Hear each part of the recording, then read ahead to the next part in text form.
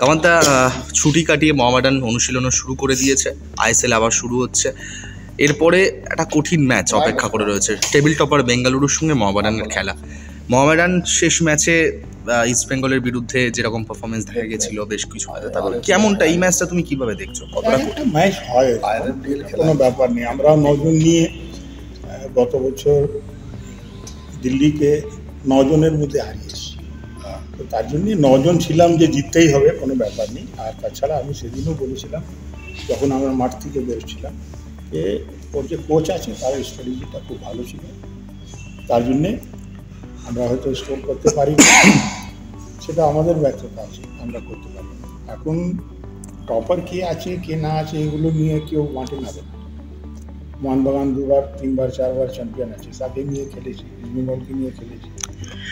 তো এখানে টপার বলে কিছু নেই, কিন্তু হ্যাঁ একটা সচিব থাকতে হবে, ভালো করে খেলতে হবে। লাস্ট ম্যাচের মধ্যে যেটা দেখা গেছে সেগুলো নিশ্চয়ই ওভারকাম করবেই কোচ, কেননা কোচ একটা লম্বা ছুটি করে এসছে, প্লেয়াররাও ছুটি পেয়েছে, একটু নতুন তারা একটা রিদম পাবে, আশা করি ঘুরে দাঁড়াবে। তার মধ্যে আমাদের যেখানে ঘাটতি আছে ওটা তো ইমিডিয়েট পূরণ করা যাবে না, ওটা নেক্সট উইন্ডোতে আমরা দেখছি যে কীভাবে কী করা যায়।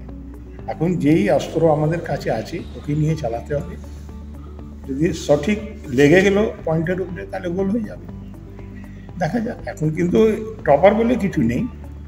আমরা জুনিয়র টিম যে আমাদের সিএফএল খেলেছিল সে ওদেরকে আমরা তো ডুরান্ডের মধ্যে নাজেহাল করে দিয়েছিলাম, 20-25 মিনিট যদি আরও থাকতো তাহলে আমরা জিতেই বেরোতাম। এটা টিমের উপরে ডিপেন্ড করছে কোন দিন কীরকমভাবে খেলে। যদিও সেদিন ভালো খেলে প্লেয়াররা যদি 100% দেয়, ইম্পসিবল বলে ফুটবলের মধ্যে কিছু। আমাদের সবাই চলে এসছে, ফুটবলাররা দলের সঙ্গে যোগ দিয়েছেন, সব বিদেশিরাই।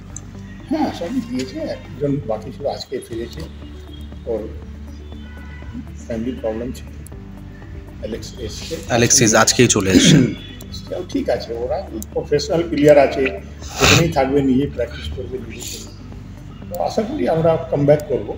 আর বেশি হোপ আছে যে আমাদের সেকেন্ড উইন্ডোর মধ্যে একটু আমরা যদি ঠিকঠাক করে সব বসে সব মিলে যদি ঠিকঠাক করি তাহলে আশা করি একটা ভালো জায়গায় আমরা যেতে পারবো। এমনি আমরা 12 নম্বর 13 নম্বর আছি, ওটা কোনো মানেই নেই।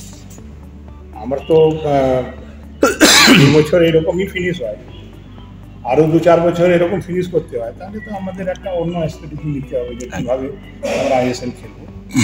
কেননা শুধু নেম সেভ নিয়ে আইএসএল খেলা যাবে। যেই ক্লাব খেলছে তার মধ্যে তাদের আলাদা ব্যাপার আছে, থিঙ্কিং আলাদা আছে, আমাদের থিঙ্কিং ওটা না। যদি আমরা 10-12 নম্বরই থাকবো তাহলে আমরা চেষ্টা করবো যে আমাদের ভূমিপুত্র ছেলেদেরকে বেশি সুযোগ দিয়ে আমরা আইএসএলের মধ্যে কম বছরে। Thank you কামানদা।